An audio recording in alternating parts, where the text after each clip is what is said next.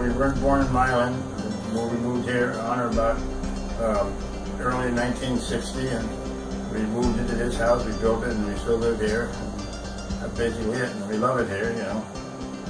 And I used to live down in Somers, Westchester County. And then I lived in Hawthorne. We came up here. We built the house in '59, moved in '60. Yeah, and he had the gravel bank, and that's why we came up here. And my father bought this farm on about the early mid-50s. I was still in high school, and you know, I hadn't come up here until 1957. First time I came up here, I was on leave, on leave from the Marine Corps, and first time I came up here, and was busy here for the day. Christmas of '57. My father was a contractor, general contractor, and that's why he bought this. And our growing up activities were, you know, like I said, we grew up down in Westchester, and we were in high school together, high school sweethearts, and played a lot of sports, and avid in sports, really loved sports, and that's basically it. You know, we did movies a lot and did things. You know, we were always on the go. We both attended the same school in Katona. That's where we met in high school, because we went to grammar school. You know, I was down in Hawthorne, Pleasantville, and he was in Katona, and we met at St. Mary's in high school in Katona. Mm-hmm. We had some good teachers there. Oh yeah. Yeah, we had good times, good friends, good teachers. You know, and you know, we moved up here. We met a lot of people, got to meet a lot of people, a lot of good friends, a lot of good neighbors, the Battenfelds, the Losies, and you know, the Box, and God knows other people, and. I knew, you know, a lot of old town politics. Of course, I knew Tom Wodak was a supervisor and moved up here, and Buck Paul was an assessor, Webb Kuhn was a judge. I don't really know. Harold Campbell was highway superintendent. That's basically all I can remember. You know, I think John Girardi, he became highway superintendent. He might have been a councilman before that, but I'm not really sure. You know, many years ago. And then after that, Webb Kuhn, he was the highway. Highway superintendent. He plowed all the roads up here. And then we had a deal with Webb. When he would come up, I'd flash the lights in the front door. Then that means he could come in, have a cup of coffee, and get something to eat. Right. And he'd be out plowing the roads, and he always knew he had a good stop. He'd come in and get something to eat. I joined the fire department. I didn't, you know, right after we moved up here. I probably didn't live here because I commuted up here for a year before we moved up here, and I knew people already. And I joined the fire department as soon as I moved up here. I think I joined either February or March of 1960. I made my first meeting over in Jackson Corners. I think that was March. And April was in Rock City, and they had elections, and I was only a fireman 2 months, and they made me engineer because nobody else wanted it. You know, I was engineer for about 8 years, and and then all of a sudden I became chief for 3 years. We made the bylaws you can only be chief for 3 years. And after chief, I became on the board of directors. I can't remember if I served 1 or 2 terms on the directors, but I was chairman. You know, you were chief for 3 years at least, right? Oh no, it was a 4-year term. I don't know if I spent 4 or 8 years on it. Yeah. Then I became chief, and that was about it. You know, I've always been active in the fire department. You know, and you know, and when I was when I was a fire chief, we built the Lafayetteville firehouse, and I think the whole firehouse cost us like $3,000. We built we bought a new fire truck, and at the time when I first joined, the Milan Fire Department was getting $1,500 a year from the town of Milan, $500 from the town of Gallatin, and then a year or two later we annexed I think it's Shields Road in Jackson Corners, and we got $100 from the town of Claremont.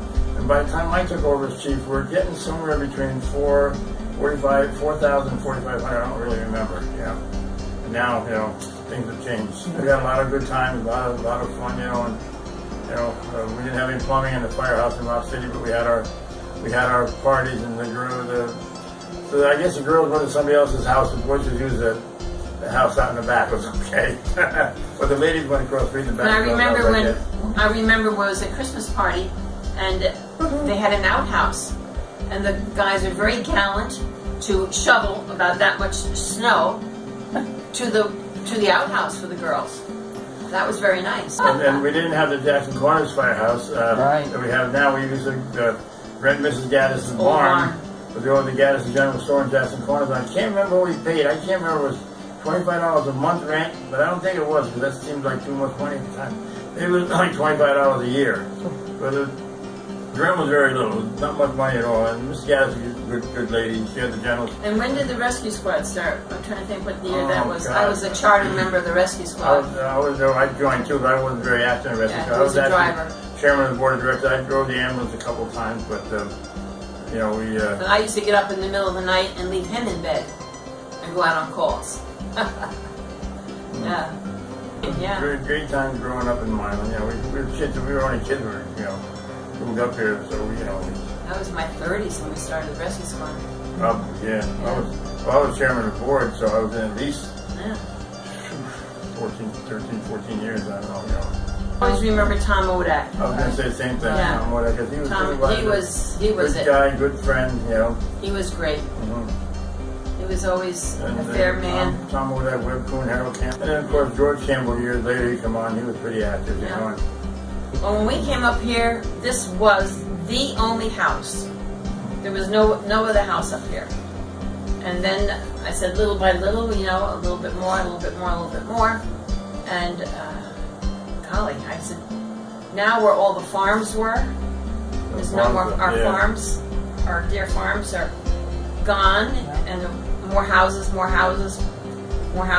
the time. Yeah, lots of dirt roads. Yeah, there was a lot of dirt roads. Only one dirt road left, I think. That was. I want to say that Tom Odak was one that stands out in my mind in the past. But now here in the future and this time, Bill Gallagher has been a marvelous supervisor. We couldn't ask for anybody better than Bill.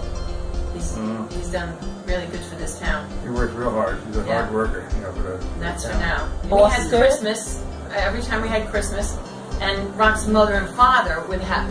They befriended Mrs. Wilcox and Muriel Pulver. Christmas and and Thanksgiving, they would go to my mother's house. You know, my mother and father moved to Florida. We more or less inherited Mrs. Wilcox and Muriel Pulver. It was really great, you know. Yeah. We had a couple of other elderly ladies that they just did the holidays with us, and sometimes we had beef from the diner. Yeah, beef from the diner. And Mrs. Wilcox, she of course she donated a lot of money to the town. She also donated quite a bit of money to the fire department. I got her to do it, you know. Yeah. And she was a good lady, you know. She did a lot. She did really a lot. Yeah. And she gave me a little purse, one of her little purses that she said was hers when she used to take that and go to Sunday school. And they had a few coins in it that she would have to give to the church.